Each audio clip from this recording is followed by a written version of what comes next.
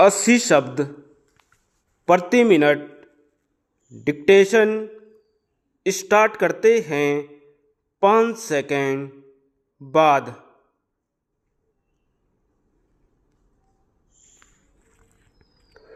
उपाध्यक्ष महोदय, तब उन लोगों को कुछ आशा हुई कि हम लोग भी उसी तरह चल सकते हैं जिस तरह से पहले चल रहे थे।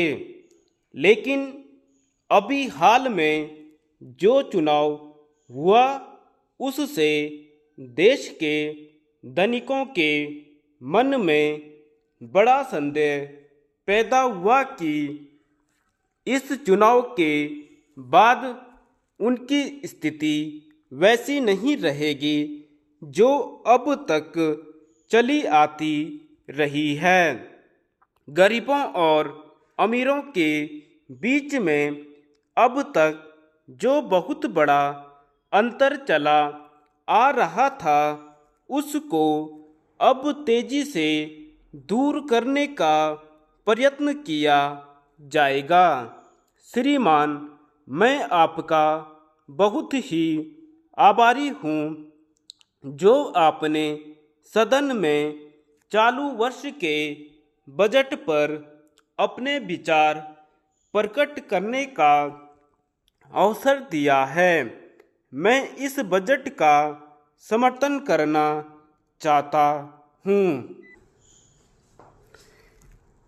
श्रीमान, मैं सबसे पहले अपने दल के नेता प्रधानमंत्री को इस बात के लिए बधाई देना चाहता हूँ कि उनके नेतृत्व में देश में कांग्रेस दल को स्पष्ट बहुमत मिला और इसके फलस्वरूप यहाँ पर केंद्र में एक ऐसी सरकार का गठन हुआ जो कि देश में वास्तव में समाजवाद लाना चाहती है।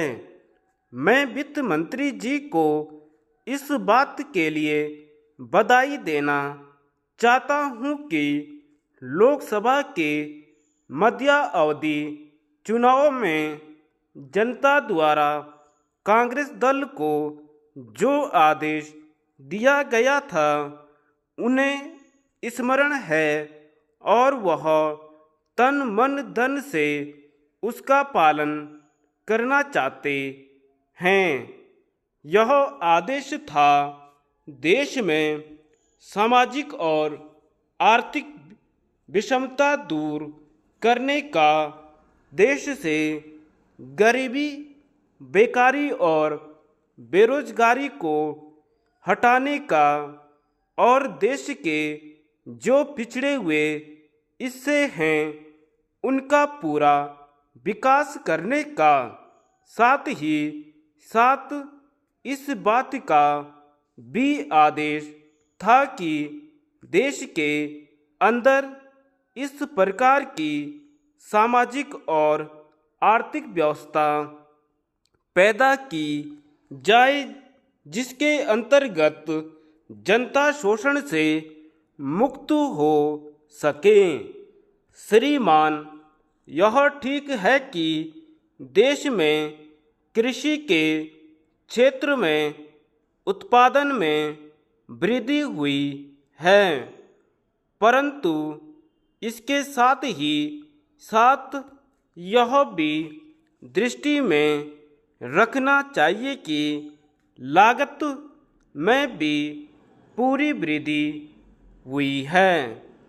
इसके लिए आवश्यक है कि सिंचाई के साधन बढ़ाए जाएं और अधिक उन्नत बीजों का प्रयोग किया जाए।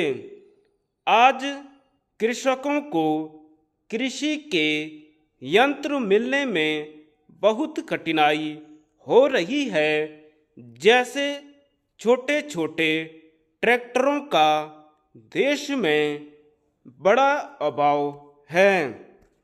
उनको बनाने के लिए शीघ्र नए कारखाने खोले जाएं, जिससे कृषकों को जल्द से जल्द ट्रैक्टर मिल सकें। देश तभी प्रगति करेगा, हमारा ऐसा विश्वास है। धन्यवाद।